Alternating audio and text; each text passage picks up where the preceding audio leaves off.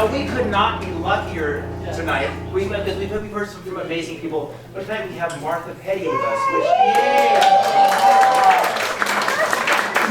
and Martha has been a true friend. She's helped us a lot with Table Salt. She's just the best. So Martha, so take it away.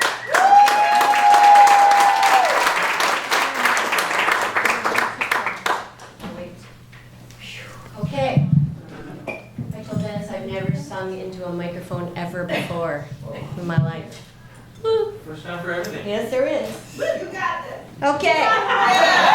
Thank you. In 1967, I heard Both Sides Now sung by my camp counselor, Betsy Tripp. That bright, bouncy, extremely happy 20-year-old was my idol, and wanting to be truly happy myself, I wanted to be just like her. So I took up the guitar, not the tagar, the guitar, and I learned G and C and D and A minor, but mostly just G's and C's, so that I could play any Judy Collins folk song, because that's what we sang at camp. And when I got home from camp that summer, I begged my mom to buy me a guitar and the album Wildflowers. That's when I discovered that Joni Mitchell had written Both Sides Now and Michael from Mountains. So I bought her first album, which was Song to a Seagull, and very quickly learned that I could not sing or play any of the songs on that album.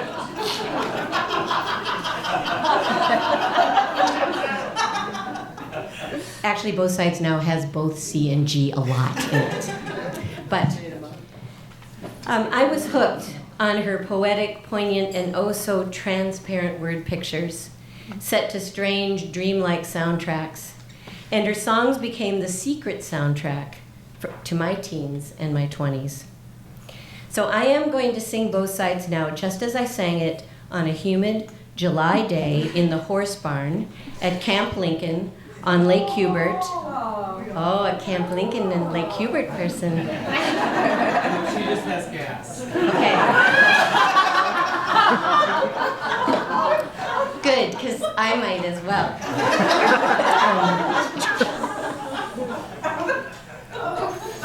North of Brainerd, Minnesota. I was 14. It was 1969, and I had a crush on Tom Hines, the barn boy. I think he was 19, I'm not really sure. And I so wrongly reasoned that when he heard me singing this song, he would look at me with new eyes and realize that I was something extraordinary, someone to wait for.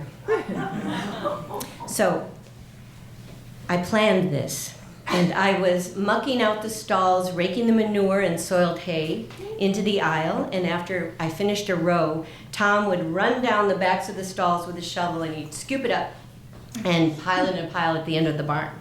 And then we would load that all into the wheelbarrows and dump it in the poop pile outside.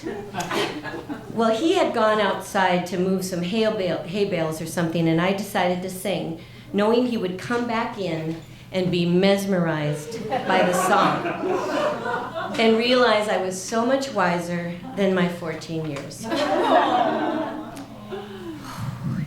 Now, 46 years later, I turned 60 this year is one of the reasons I volunteered to do this.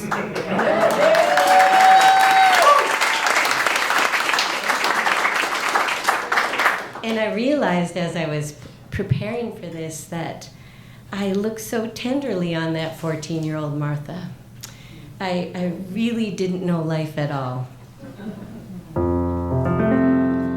Rose, rows and flows of angel hair, and ice cream castles in the air, and feathered canyons everywhere. I've looked at clouds that way, but now they only block the sun. They rain and snow on everyone. So many things I would have done, but clouds got in my way. This is the hard part. I've looked at clouds from both sides now, from up and down, and still somehow It's clouds, illusions I recall.